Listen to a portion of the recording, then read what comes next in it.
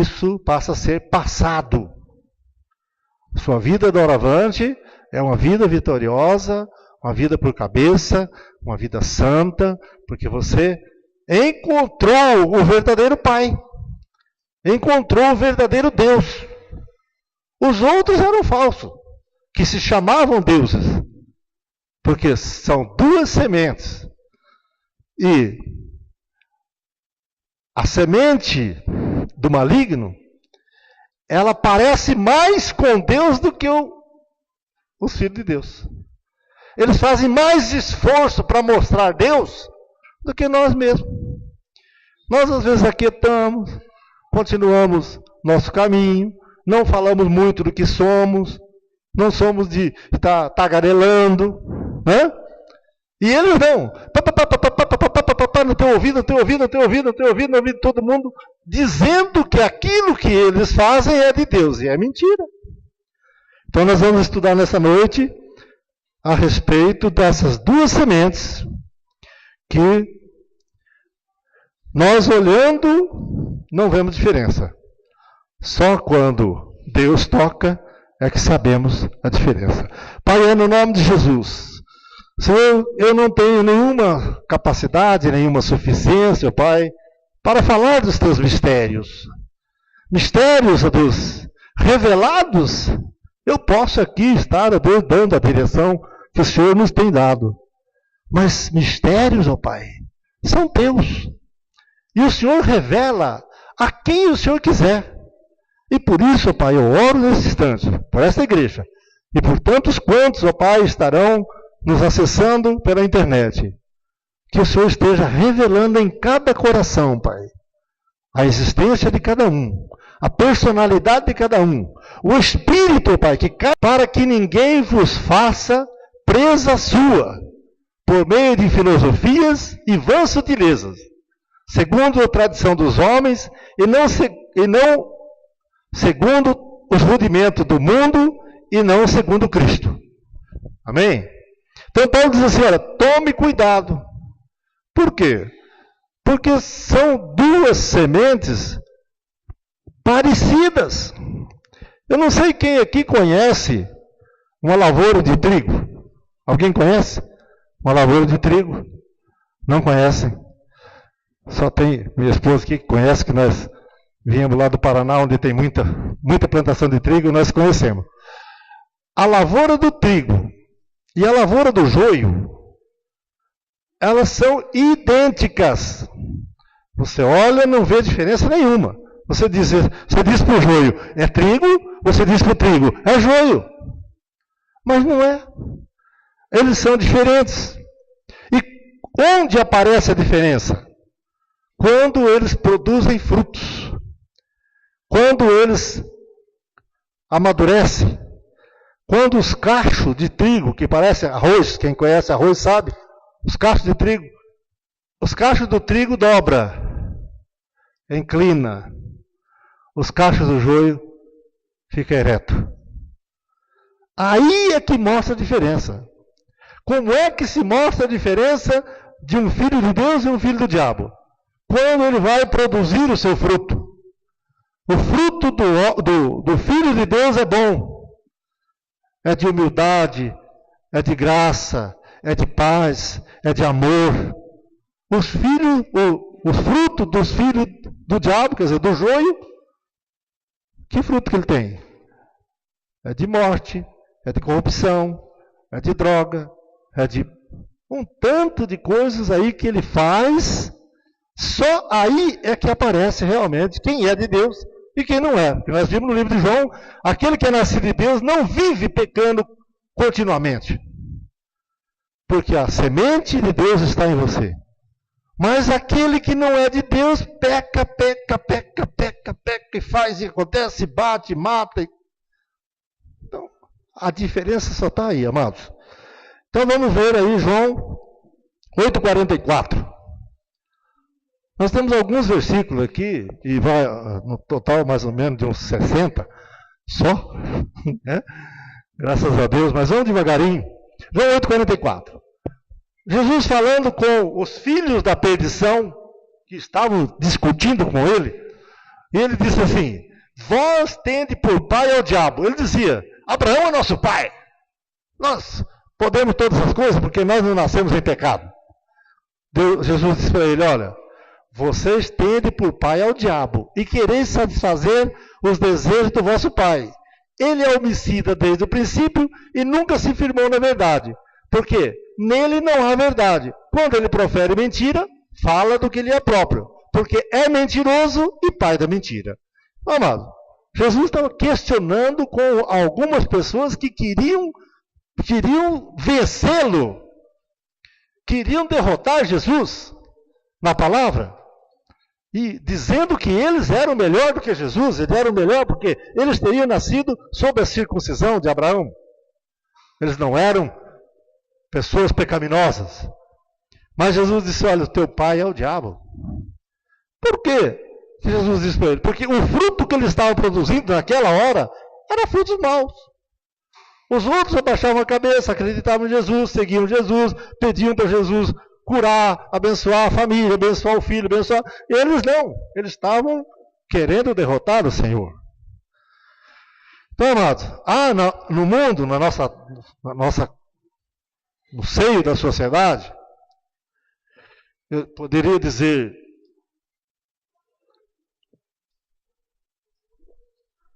nacional ou até internacional, né?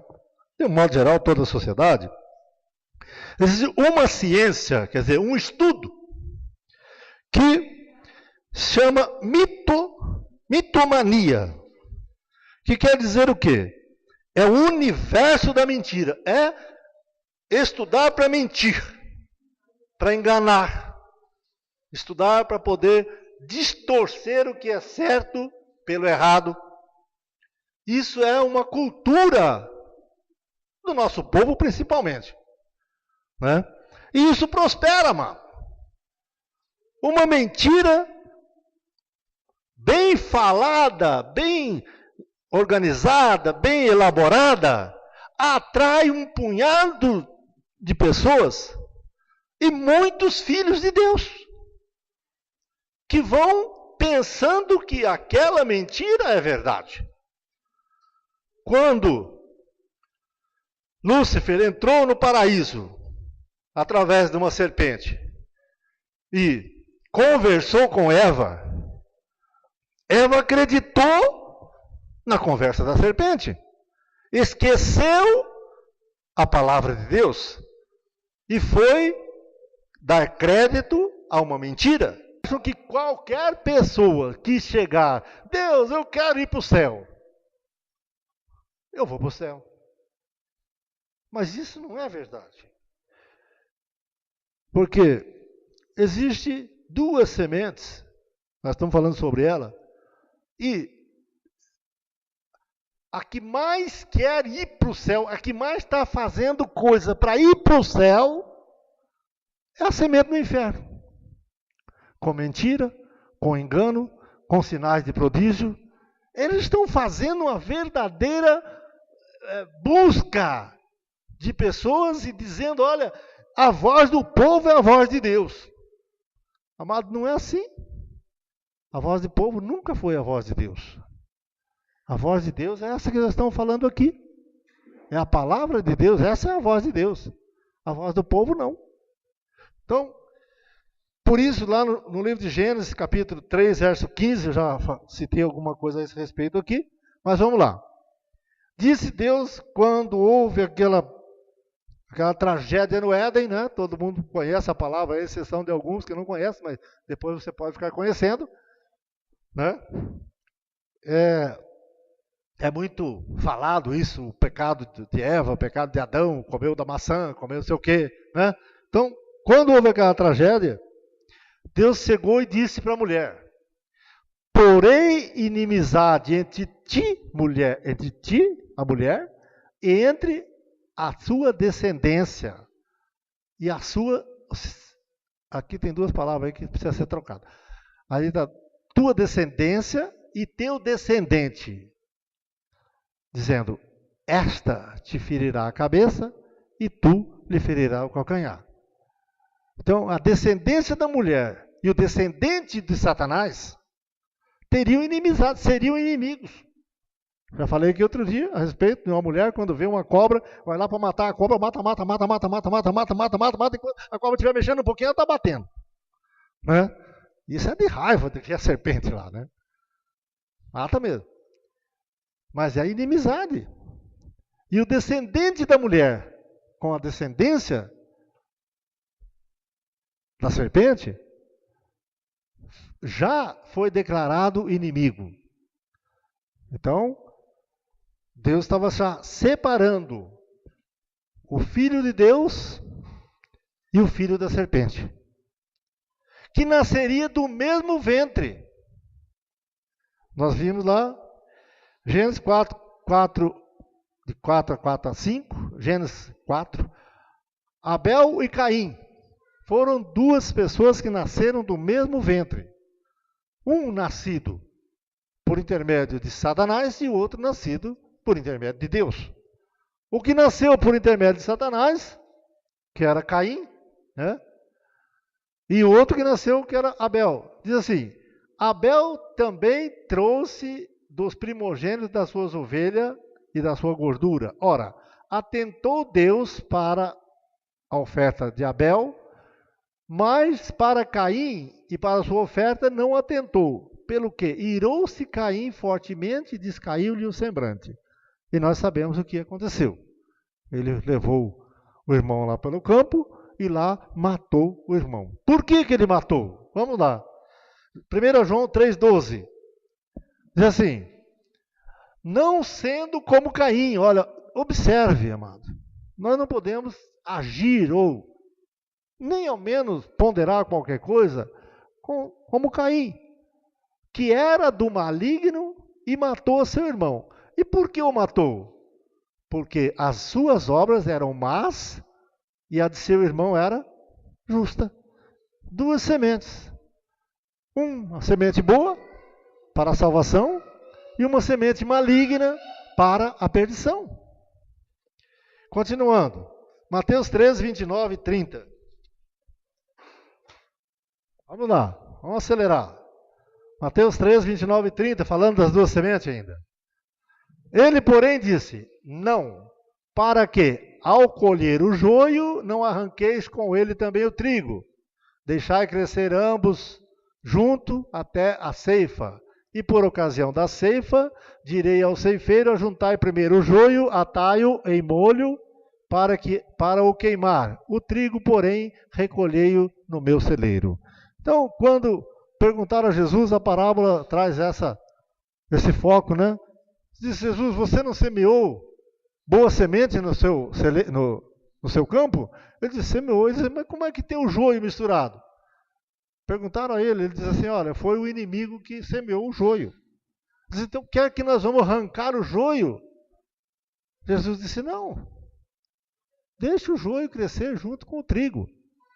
Para a ocasião da ceifa, vou mandar o ceifeiro colher o joio e lançar no fogo.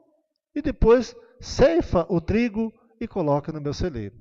Então, amado, essas duas sementes juntas, né? Ela, por vezes, não pode nem ser tirada. Para quê? Como a gente já presenciou isso em algumas outras igrejas aí, tradicionais, né? Que às vezes uma pessoa peca, né, dá um passo em falso, aí o pastor chega, faz uma reunião, exclui aquela pessoa, tira aquele joio, segundo ele, do meio do trigo, né? Eu já vi isso, já participei disso. Estou falando de cadeira, né? Tira aquela pessoa que estava ali e tal. Aí uma ovelha de Jesus, por ser muito amorosa, muito dada, muito pacífica, fica com dó daquela pessoa que saiu, que foi expulso da igreja, e sai com ela. Então, quando arranca o joio, é provável que alguma semente de trigo, algum pé de trigo vai junto. Quando você vai capinar uma horta, você tem que arrancar os capim com cuidado, para não arrancar o pé de alface. E por vezes arranca, né? Então, nós temos que tomar cuidado com isso. Continuando, nós estamos aqui que nós estávamos? 29, 30? Ah, deixar crescer e tal. Tá bom, isso aí nós já falamos. Esse 22 aí.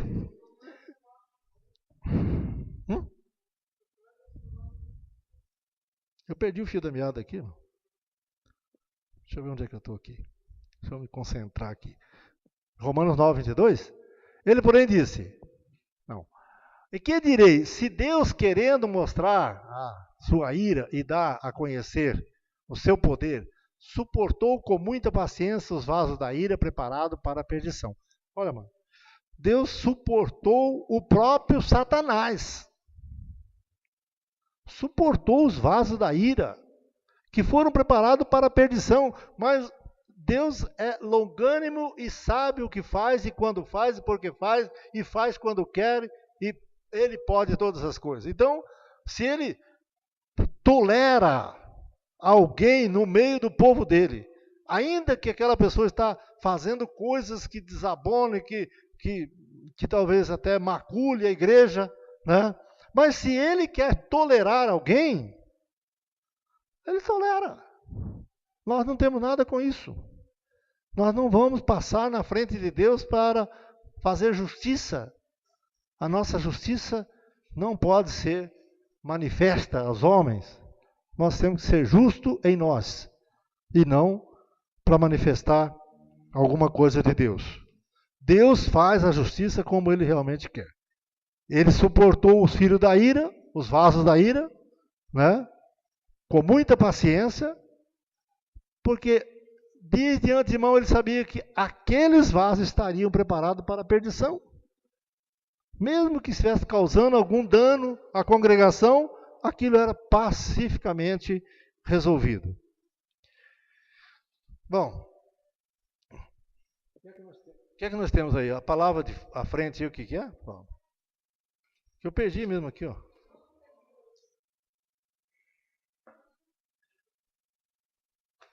Ah, 1 Pedro 2,8. Achei. E, como uma pedra de tropeço e rocha de escândalo, por quê? Tropeçam na palavra, sendo desobediente para o que também foram destinados. Então, amado, quando uma pessoa que não é da salvação, e que às vezes envereda pela igreja, a primeira coisa que eles rejeitam é essa palavra. Eles tropeçam. Quando você fala que é por predestinação, quando você fala que é a soberania de Deus, ele logo já se espinha e diz: eu tenho o meu direito, eu tenho o meu livre-arbítrio, que nós vamos falar na quarta-feira, se possível, em nome de Jesus, né? Eu tenho meu livre-arbítrio, eu tenho meu direito, Deus tem que me ouvir. Deus tem que fazer o que eu quero. Então, já tropeça na palavra. Então, isso é rocha de escândalo, não é de Deus, não vem da graça, não tem coração para a salvação. Continuando. 2 Pedro 2, 12 a 14. Encontrou? 2 Pedro 2, 12 a 14. Tendo o vosso procedimento correto entre os gentios, para que naquilo em que falam mal de vós, como de malfeitores, observando as vossas boas obras, glorifiquem a Deus no dia da visitação. Sujeitai-vos a toda a autoridade humana por amor do Senhor, quer ao rei, quer ao soberano, quer aos governadores, como por ele enviados, para castigo dos malfeitores e para louvor dos que fazem o bem. Então, os malfeitores sempre estão criticando a nossa vida. Sempre está dizendo que é uma igrejinha, que não sei o quê, porque não batiza nas águas, porque não faz isso, porque não jejua, porque não faz penitência, porque não paga preço, porque... Amado, isso tudo são coisas que não vêm da palavra de Deus. Não é para nós. Pastor, mas lá no passado eles faziam isso, faziam aquilo, jejuavam, pagavam preço, sacrificavam, batizavam nas águas. Isso é antes da cruz de Cristo, amado. Nós estamos vivendo pós-ressurreição de Jesus. Não adianta querermos andar antes da cruz. A cruz encerrou tudo isso. Jesus cravou na cruz, pagou o preço do nosso pecado, nos libertou do inferno, nos tirou da potestade das trevas, nos deu vida, nos abençoou com bênçãos espirituais em lugares celestes, nos deu o seu Espírito Santo para viver em nós. Amados, essa tradição religiosa que pertencia ao judaísmo não pode entrar no meio do cristianismo, senão não é cristão. A palavra de Romanos, capítulo 11, verso 6, diz assim: se é por obras, já não é por graça. Se eu fizer alguma obra da lei, eu já estou anulando a graça na minha vida. Não adianta falar, porque eu estou na graça, está na graça nada. Já caiu faz muito tempo. Já não pertence mais à graça. Continuando então. Judas 4. Judas 4 e 11. Porque se introduziram furtivamente certos homens que já desde há muito estavam destinados para esse juízo, homens ímpios, que convertem em dissolução a graça do nosso Deus e negam o nosso único, soberano e Senhor Jesus Cristo. Amado, Judas estava escrevendo e dizendo ao povo: olha, eu queria escrever a vocês uma maneira comum de salvação. Uma salvação simples, tranquila.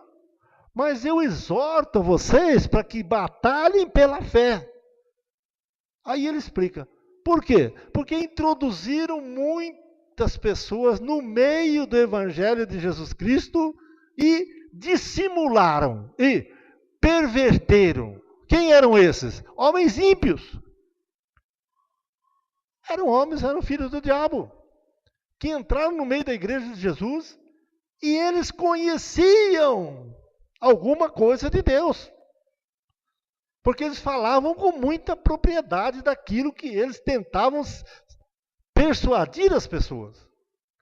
Vocês já viram uma nota de R$100 falsa?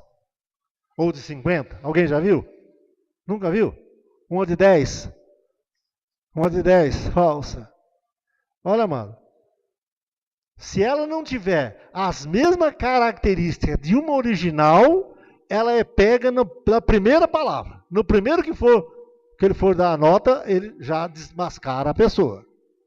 Mas se falsifica uma nota bem falsificada, ela faz um estrago no meio da sociedade. Nós temos visto isso aí. Tanto que o governo está fazendo notas com mais segurança para evitar fraudes. Né? Porque esses dias atrás estava uma enxurrada de notas falsas. Mas no meio do evangelho é assim. Pessoas estudam um pouco da Bíblia, faz a ciência da mitologia para mentir, mitomania, né? E começam a enganar as pessoas trazendo a Bíblia na mão. E você diz, ó, tá falando em cima da Bíblia, tá com a Bíblia debaixo do braço, tá. Mas não conhece a verdade. E se conhece, está distorcendo a verdade, fica mais difícil ainda de dizer que é falso. Então, precisamos tomar cuidado, como diz a palavra lá de Colossenses. Cuidado para não sermos enganados. E no verso 11 diz assim, ai deles, ao castigo, dessas pessoas que fazem, que pervertem, que querem perverter a igreja de Jesus. Ai deles, porque foram pelo caminho de Caim, e por amor do lucro se atiraram no erro de Balaão e pereceram na rebelião de Coré. Então, acabou. Não existe mais. Eles não vão sobreviver. Tentam. Se conseguirem algum, bem. Se não conseguirem, porque nós já estamos treinados, nós estamos instruídos para sermos vencedores, para vivermos por cabeça, para sermos por excelência, somos filhos do Deus Altíssimo, somos mais do que vencedor, porque a palavra nos garante essa vitória.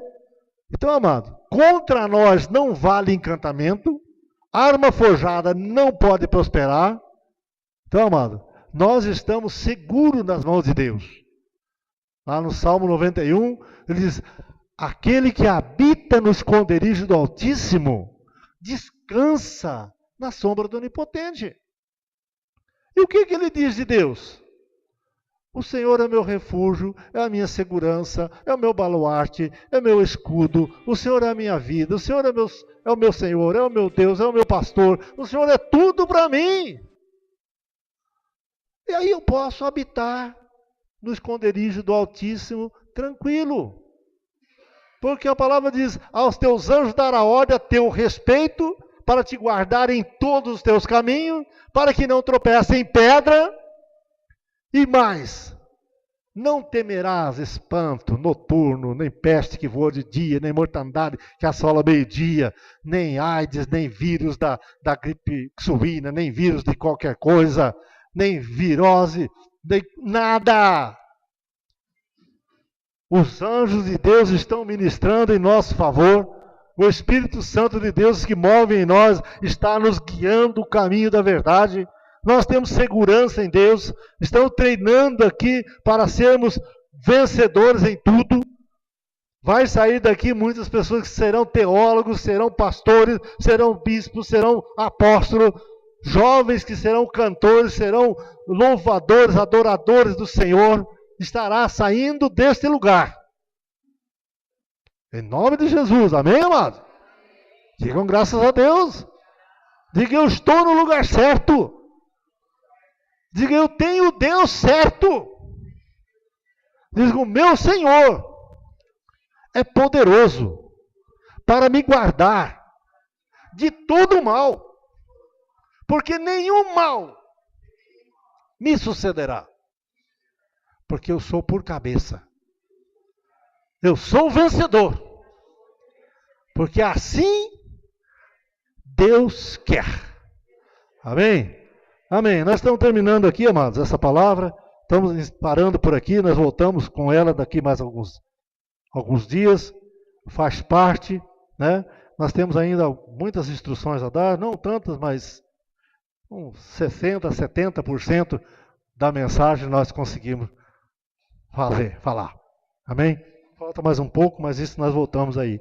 Mas Deus vai dar a vocês buscando ao Senhor, lendo a palavra, estudando a mensagem, aqueles que estão fazendo conosco o curso, estudando a mensagem na palavra de Deus, vocês vão encontrar a direção correta de toda as instruções que Deus tem para vocês. Amém?